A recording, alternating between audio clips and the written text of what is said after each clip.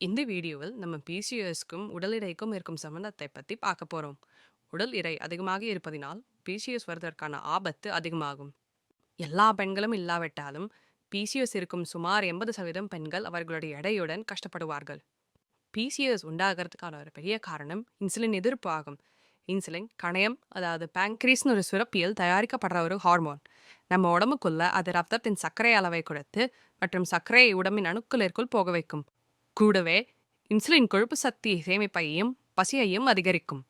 Insulin எதிர்ப்புனால சர்க்கரை ரத்தத்திலிருந்து அணுக்களிற்குள் போகாது. ரத்தத்தின் சர்க்கரை அளவு ஏற ஏற பேங்க்ரீஸ் இன்னும் அதிகமாக இன்சுலின் தயாரிக்கும். இதனால கொழுப்பு சக்தி சேமிப்பு அதிகரிக்கும். ரத்தத்துடைய இன்சுலின் அளவு இதனால ரொம்ப ஏறும். இந்த அதிகமான இன்சுலின் அளவுனால கருமுட்டைகளின் ஆன்டிஜன் உற்பத்தி ஏறும். இதுவே பிசிஓஎஸின் விளைவுகளுக்கான காரணம் ஆகும். உடல் எடை ஒரு பெரிய பிரச்சனையாக இல்லை என்றாலும் பிசிஓஎஸ் இருக்கும் பெண்களுக்கு உடல் எடை சம்பந்தப்பட்ட நோய்கள் வருவதற்கான ஆபத்து அதிகமாக உண்டு. உதாரணத்துக்கு type 2 diabetes, high blood pressure, கல்லீரல், அதிக கொலஸ்ட்ரால், குரட்டை மற்றும் இதயம் சம்பந்தப்பட்ட பல நோய்கள் வருவதற்கான ஆபத்து ஏறும். உடல் எடை கூடினால் சப்ஃபர்டிலிட்டி, நுகப்பெருக்கல், பின்பு மன ஆரோக்கிய குறைவு போன்ற பிசிஓஎஸ் மூலமாக உண்டாகும் பிரச்சனைகள் மேலும் மோசமாகலாம். உடல் எடையை சுமார் 10% குறைத்தாலே மாதவிடாய் சரியான நேரத்துக்கு வரலாம். இதனால் கருவுறுதல் மற்றும் மிச்ச பிரச்சனைகளும் சரியாகலாம். உடல் எடை குறைத்தால் இன்சுலின் எதிர்ப்பு குறையும். அதோடு இதயம் மற்றும் சர்க்கரை நோயின் ஆபத்தும் குறையும். பிசிஓஎஸ் இருக்கும் பெண்களுக்கு உடல் எடை குறைப்பது அவ்வளவு சுலபமான விஷயம் கிடையாது. உதவிக்கு உங்க மருத்துவரையோ அல்லது டயட்டீஷியனையோ சந்தித்து ஒரு தீர்வுக்கு வரலாம். ஆரோக்கியமான உணவு பழக்க வழக்கங்கள் கடைபிடித்து உங்கள் உடல் எடையை நன்றாகவே கட்டுப்படுத்தலாம்.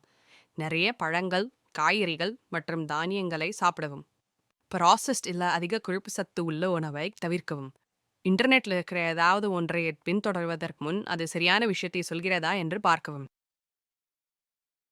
ஒவ்வொரு நாளும் குறைந்தபட்சம் அரை மணி நேரத்துக்கு உடற்பயிற்சி செய்யவும். உங்கள் மருத்துவர் உதவியுடன் உங்கள் கொழுப்பு சத்து அளவு மற்றும் கொலஸ்ட்ரால் அளவை அப்பப்போ பரிசோதனை செய்யவும்.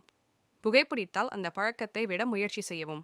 இதற்கும் மேல் பர்த் கண்ட்ரோல், ஆன்டி ஆண்ட்ரஜன் மற்றும் மெட்ஃபார்மின் போன்ற மாத்திரைகளை வைத்துக்கொண்டு பிசிஓஎஸ்க்கு சிகிச்சை செய்யலாம். உங்கள் மருத்துவர் உங்கள் உடல் எடையை குறைக்கவும் சில மருந்துகள் தரலாம்.